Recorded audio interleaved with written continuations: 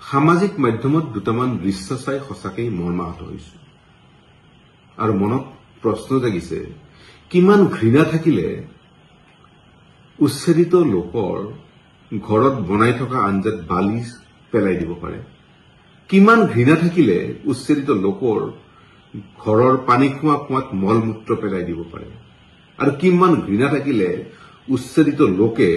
আত্মহত্যা কৰাৰ পিছত উৎফুল্লিত হৈ উঠিব পাৰে ইমান ঘৃণাৰ কাৰণ কি কিয় ইমান ঘৃণা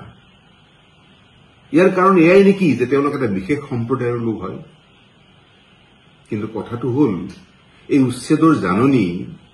থলুৱা মানুহলৈকেও আহিবলৈ আৰম্ভ কৰিছে এই উচ্ছেদৰ জাননী অইন ঠাই অসমৰ অইন থলুৱা লোকলৈও আহিবলৈ আৰম্ভ কৰিছে কাৰণ এটাই যে এই সমস্ত মাটি বনিয়াক দিবলৈ আৰম্ভ কৰিছে অসম চৰকাৰ ইতিমধ্যে ঘোষণা কৰিছে যে ৭১ চনৰ আগৰ সকলো ভূমিহীন লোকক অইন ঠাইত পুনৰ সংস্থাপন দিব যদি এইটোৱেই ঘোষণা হয় তেন্তে উচ্ছেদৰ আগতেই উচ্ছেদ হ'ব লগা মানুহসকলক